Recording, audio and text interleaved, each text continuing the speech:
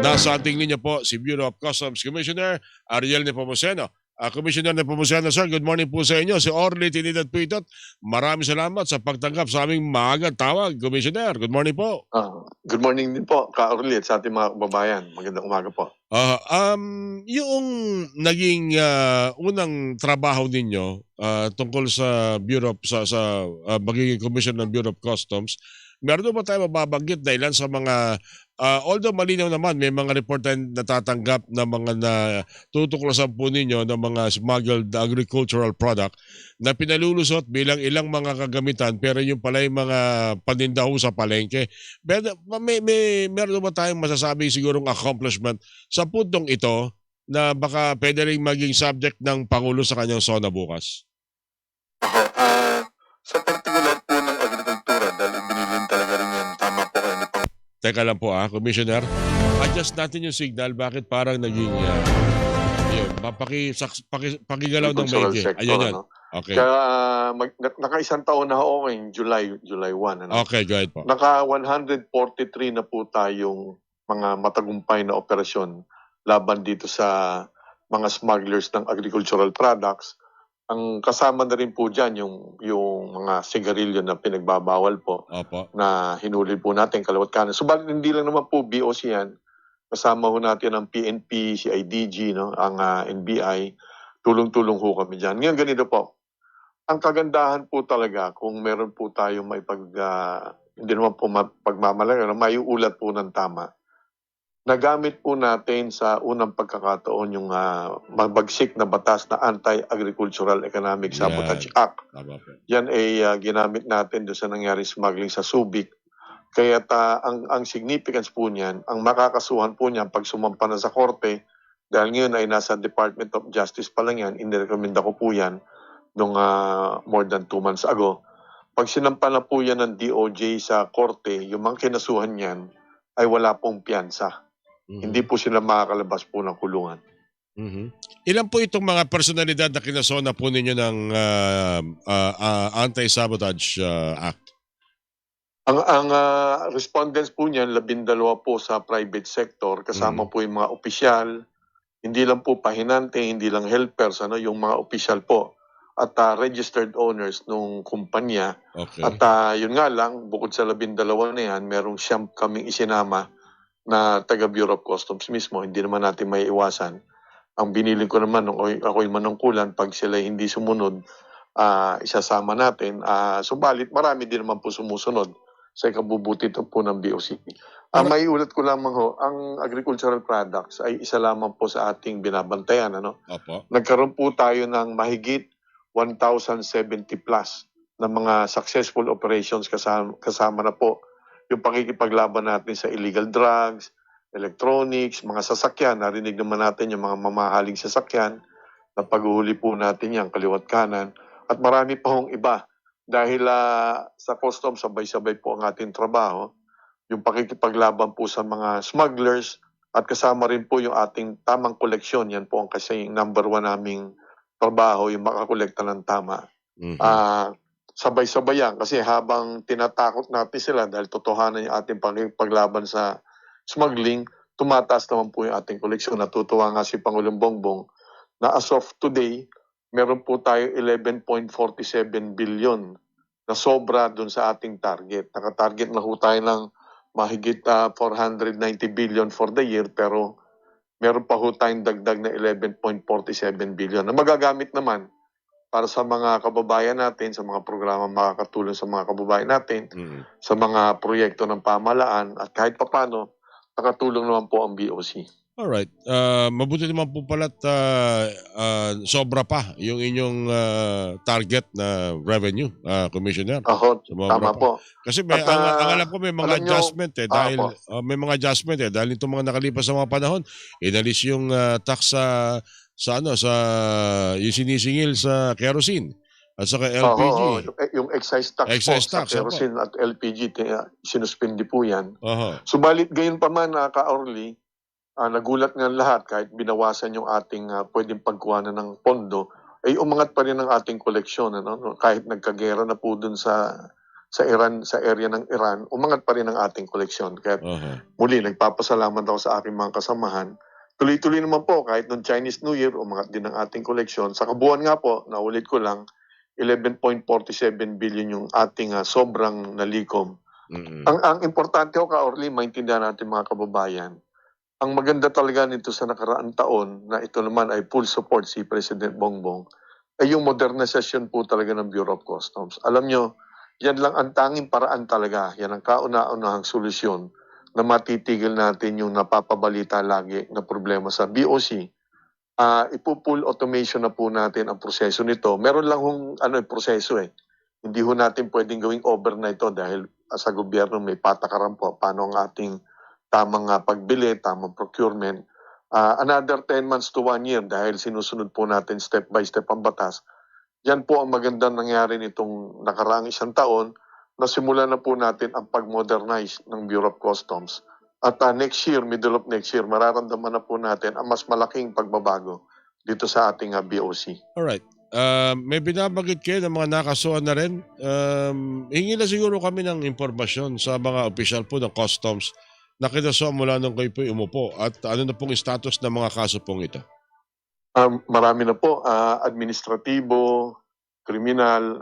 Again, hindi naman ako natutuwa dahil mga kasamahan ko Tama naman po yan. yun. Noong Tama unang po. araw, binili ko naman talaga na sana bigyan na natin ng mas mabigat na timbang po yung ating malasakit sa bansa. Tama po. Subalit yung mga hindi pa rin nakasabay sa panawagan nating pagbutihan ng trabaho, ayun nga po, marami na rin ako naalis sa pwesto, matataas na pinuno, middle managers, rank and file.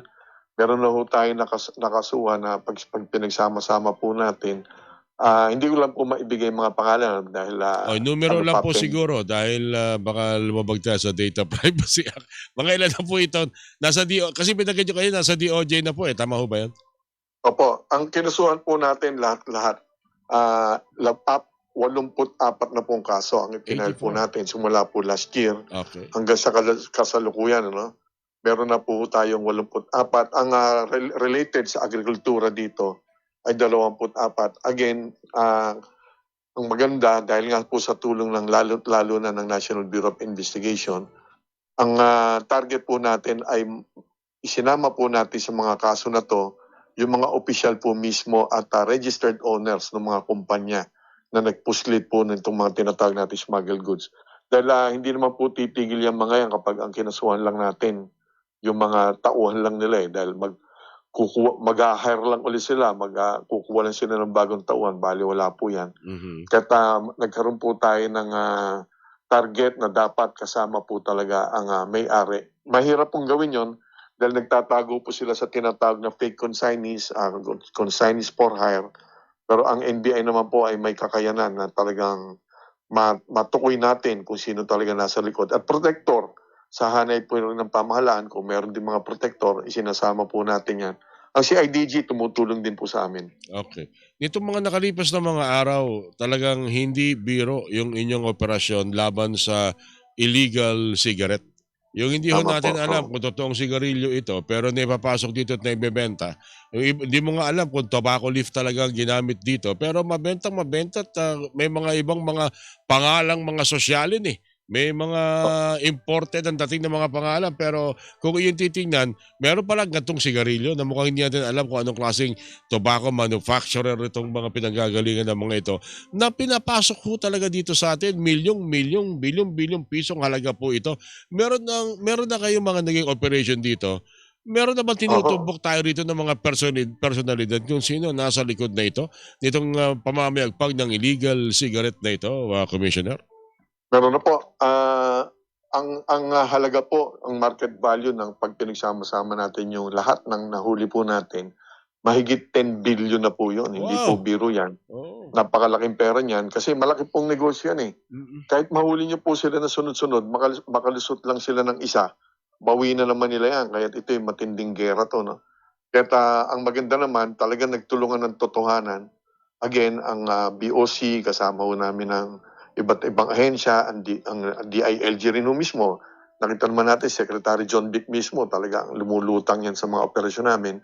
Ngayon ganito, sa mahigit 10 bilyon na yan, pinaghalo-halo na dyan yung talagang pumasok sa international ports, yan po ang hinaharang po ng BOC. Kaya nung unang buwan ko pa lang, dire-diretso kami dyan. Kaya lang, nung napaghuhuli na namin sila sa mga international ports, nag-divert naman sila ng mga bandang October last year.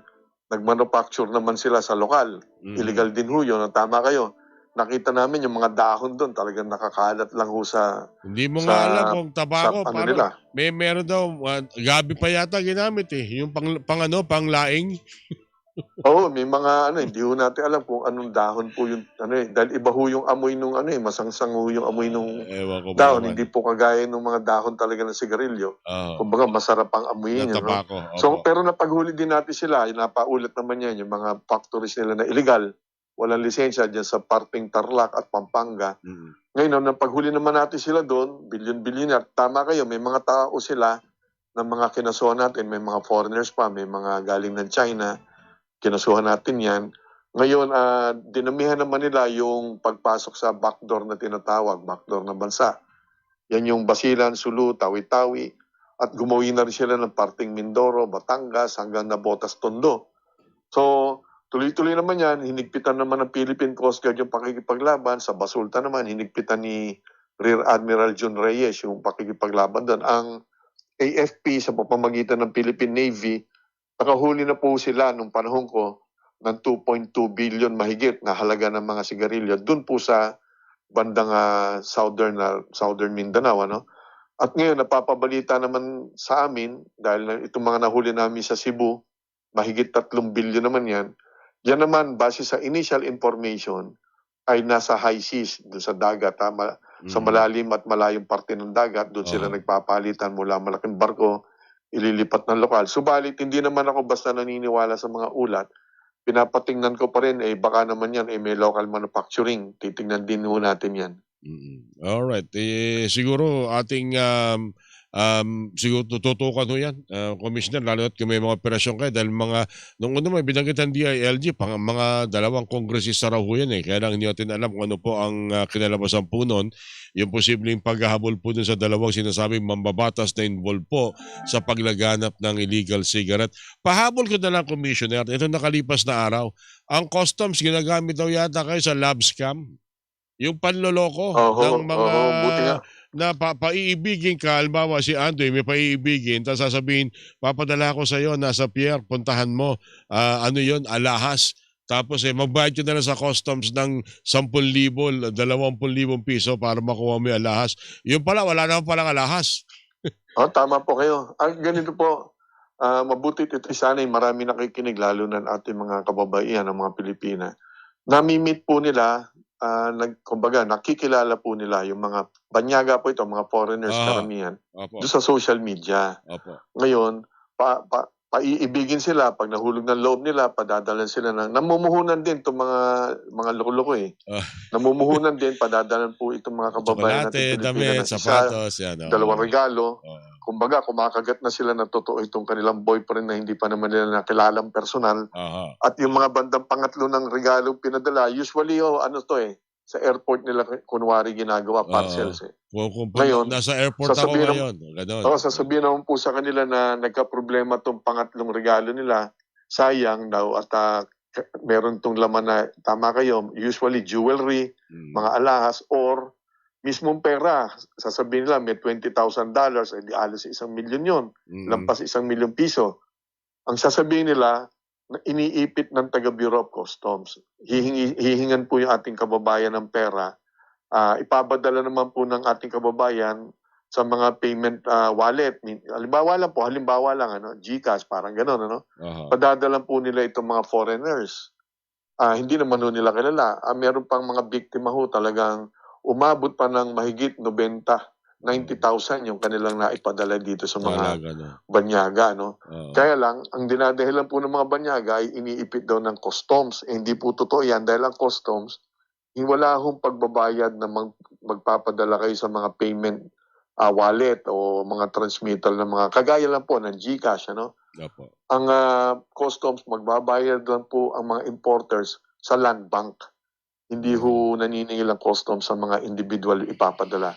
So sana wag basta-basta magtiwala yung ating mga kababayang babae dahil Hindi pa nila nakikilala, padadala na nila ng pera. At Oo. napakadaling sisihin ang BOC dahil bugbog naman talaga kami sa mga batikos. Oo. Subalit hindi po totoo talaga yan. Naaawa po kami. Napakarami pong reklamo na natanggap po ako sa isumbong kay Commissioner. Biruin mo, inisip kagad taga-customs ang nanloko. Yung pala nagamit lang pala, Commissioner. Dinadahilan lang po ang customs dahil wala po kami alam dyan at talaga yan ay sa social media po sila nagkikita, ay Oo. nagkakakilala, sabay hihinga na po sila ng pera. Talaga naman po parang maniniwala kayo dahil nagpadala ng unang regalo, akala nyo ito totoo. Dati ang mga biktima, yung mga tinatawag po nating senior citizens, siguro, Tama po. kumbaga walang mga relasyon o nalulungkot, Oo. Ngayon hindi na po 30s, 30 plus ang edad lang ang mga nagreklamo po sa amin. Talaga na. Ang mga nasa likod o suspect, nasa abroad ba talaga o andirito rin? Base po sa forensics po ng digital, yung cybercrime, abroad po talaga, Abroad kalimitan, talaga. African countries. Ah, Subalit itong huli, meron na pong European countries na ang pinanggalingan po nitong panloloko po o yung love scam. talaga naman Anyway, magandang paalala po 'yan. So, pwede naman kayong magtanong kay Commissioner tungkol sa pag-ibig. Wag lang ho 'yung tungkol sa peperahan kayo dahil sa pag-ibig. Oo, nakakaawa po. Meron pong isa ito, baka pag totoo po ito, sana'y mahuli namin to. Dahil nagpunta pa mismo sa Pilipinas, taga-Europe ito, Germany. Di meron tong, hopefully may paper trail, meron tong passport. Oo. Kung totoo po yung sumbong sa amin, nakilala mismo ng Pilipina, ibig sabihin, di parang napagsamantalahan pa siya nito, di ba? Nabola siya. Napunta rito. Sabay, yan Oo. pinapatrace ko. Kaya lang, siyempre, natatakot yung nagreklamo. Ayaw formal na magreklamo. Nako. Sana kung malaman namin yung passport nito, may pag-asa mahuli po natin. Alright. Anyway, Commissioner, maraming salamat po sa ilang paong mga siguro ay mga dapat nating lutasin tungkol po sa smuggling at kung ano pa. Magkausap po muli tayo, Commissioner. Maraming salamat po sa inyo, sir. Oo. Salamat din po. Huwag po tayong mag-alala. Tuloy-tuloy naman po yung trabaho namin. Thank you po sa inyo, sir, Commissioner. Thank you po. Bureau of Customs Okay. Commissioner Ariel de Pomoceno, mga kapuso inyo pong napakinggan.